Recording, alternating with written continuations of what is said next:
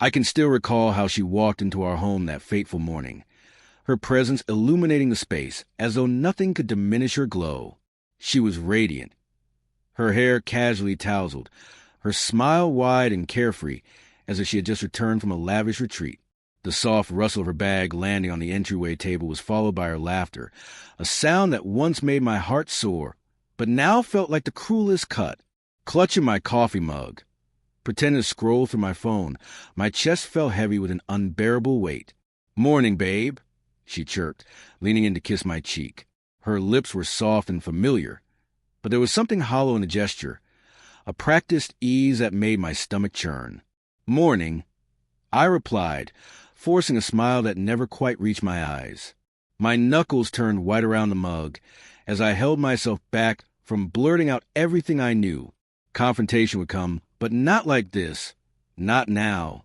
I wanted her to face the truth, to confront it head-on with no room for denial. "My name is Daniel, and for 8 years I was married to Claire. On the surface, we were the perfect couple. Steady careers, a beautiful home in Willow Heights, and a love story that seemed ripped straight from the pages of a romance novel. She was my everything, the college sweetheart who would laugh at my awkward jokes, the woman who cried tears of joy when I proposed at sunset. Together we built a life that felt unbreakable. Or so I thought. The cracks began to show about a month ago. At first, they were small and barely noticeable. Late nights at work, an increasing attachment to her phone, an air of detachment I couldn't quite place.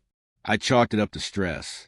After all, her role as a designer at Nova Vision, a fast-paced tech firm, often came with high demands. But then the excuses started piling up. Business dinners that didn't add up, a girls' trip that seemed hastily planned. I caught her turning her phone away from me when notifications lit up the screen. It was a gut feeling at first, that gnawing instinct you try to push away, because the alternative is simply unthinkable. But suspicion has a way of taking root, growing deeper until it consumes every waking thought. One evening, when she was working late, I gave in to the paranoia. I opened her laptop, an action I despised myself for even considering, and there it was, an email thread she had forgotten to close. The name Ryan appeared too often, in a context that felt far too personal.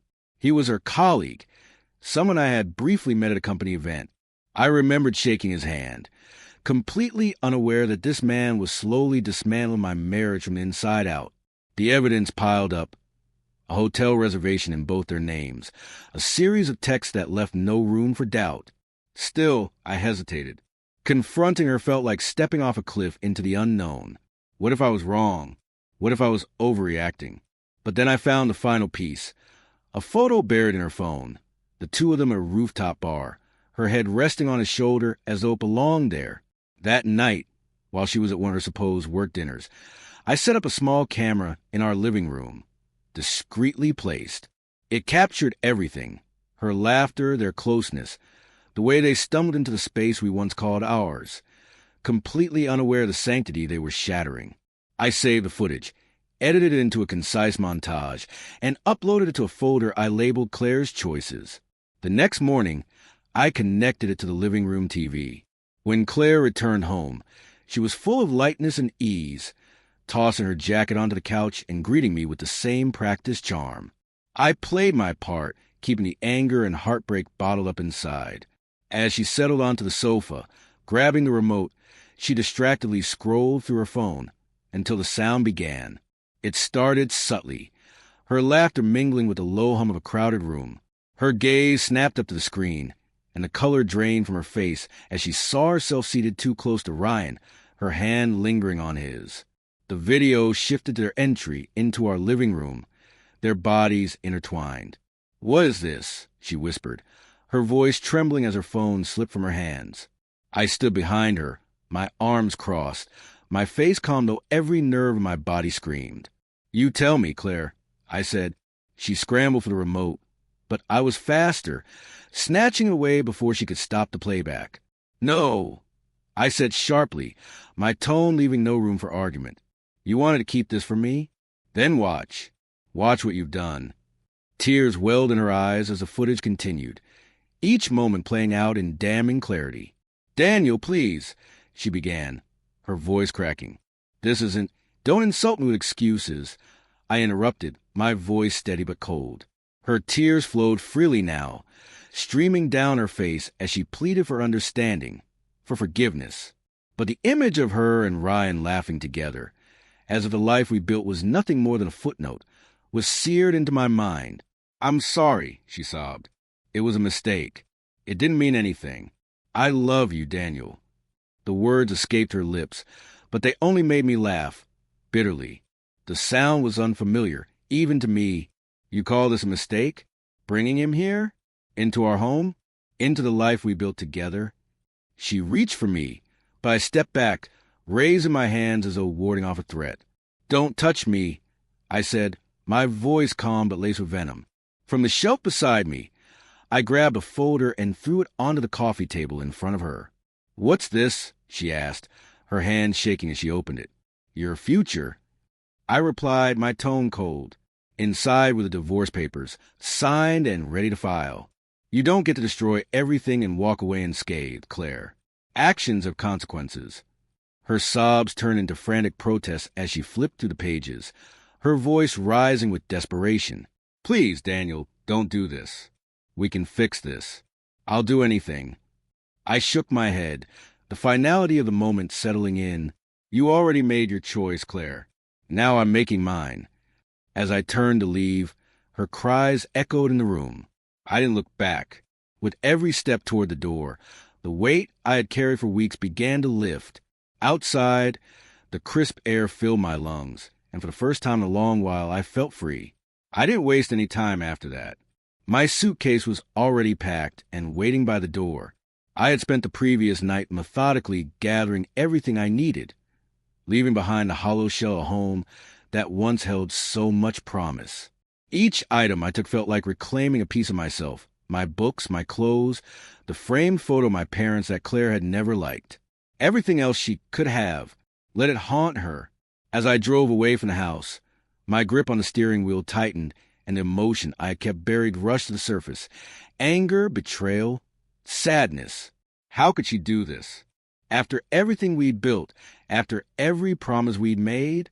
But amidst the storm of emotions, there was also a sense of relief, a quiet voice in the back of my mind whispering that I had done the right thing, that this was the beginning of something new, even if it didn't feel that way just yet. The weeks that followed blurred into a haze of paperwork and legal meetings. Claire tried everything she could to delay the process. She called me incessantly, leaving tearful voicemails about how sorry she was, how she had made a mistake, how she couldn't imagine life without me. But every word only deepened the wound. If she couldn't imagine life without me, why had she chosen someone else? Why had she risked everything for meaningless moments with him? Her attempts to reconcile became more desperate. One day, she showed up unannounced at my temporary apartment, a modest one-bedroom I had rented downtown. She stood in the hallway, her eyes red-rimmed and swollen, holding a box of what I assumed were memories she hoped would sway me. Old photos, handwritten notes, trinkets from our years together. "Daniel, please," she began, her voice trembling. "I'm begging you. Don't throw this away." I crossed my arms, leaning against the doorframe. "You threw it away, Claire, the moment you let him into our lives." "It wasn't like that," she pleaded. "I was lost, confused. It didn't mean anything. You have to believe me." "I don't have to believe anything," I replied, my tone cold but steady. "And you don't get to rewrite the narrative now. You made your choices. I'm just living with the consequences." She stared at me, her bottom lip trembling, before placing the box at my feet. "Please, just look through this. Remember what we had. We can fix it. I'll do whatever it takes." I didn't answer. Instead, I closed the door.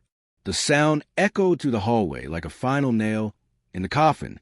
The box remained there for days before I eventually carried it to the building's garbage chute and let it fall into oblivion. Meanwhile, the world around us reacted in waves. Friends reached out, some shocked, others offering support. A few even admitted they suspected something was off with Claire, but hadn't wanted to interfere. Mutual friends divided like the Red Sea. Some sided with her, believing her sob story about how she had just made a mistake, while others stood firmly by me, disgusted by her betrayal. As for Ryan, I heard through the grapevine that their so-called relationship crumbled within months. Whatever spark they had fizzled out once the excitement of secrecy gave way to the harsh reality. It turned out he had a history of chasing after married women, relishing the thrill, but never committing when things got serious. I felt a grim satisfaction when I learned Claire had moved out of her apartment and back into her parents' house in Crestview, starting over in the shadow of her choices. For me, starting over meant something different. I threw myself into my work, rediscovered old hobbies, and spent time with friends who reminded me what it felt like to laugh without a weight pressing on my chest. I began therapy, unpacking not just the pain of Claire's betrayal, but also the ways I'd ignored my own needs in the relationship, always prioritizing her happiness over mine. Months turned into a year, and slowly the anger subsided. It didn't disappear completely. It left its mark, as all deep wounds do, but it no longer defined me. I found a new apartment, one with large windows that flooded the space with light, filled with plants and art that made it feel alive. I started running in the mornings, each step pounding out the remnants of my grief, until all that remained was clarity. People often ask me if I regretted how I handled things, if I wished I had been less cold, more forgiving, more understanding. The truth was I didn't. Claire's betrayal wasn't a momentary lapse in judgment. It was a calculated series of choices that showed complete disregard for the life we had built together. Forgiveness might come one day, but reconciliation never would, and I was okay with that. The last time I saw Claire was at a mutual friend's wedding. She approached me hesitantly, her once confident demeanor replaced by something quieter, almost timid. She congratulated me on how well I seemed to be doing, her eyes scanning my face as if searching for a trace of the man she had known. I smiled politely, thanked her, and walked away, leaving her standing among a sea of people who no longer knew her as my wife. I had won victory, but not in the way she might have thought. It wasn't about the divorce settlement, though the prenuptial agreement had ensured she walked away with little. It wasn't about proving a point or making her suffer. My victory was in reclaiming myself, in building a life that was full, authentic, and free from the shadows of her betrayal. As I sat on my balcony that evening, watching the city lights flicker against the horizon, I felt a profound sense of peace. Life had a way of breaking you, but it also had a way of remaking you, if you let it. And in that moment, I knew I was exactly where I was meant to be,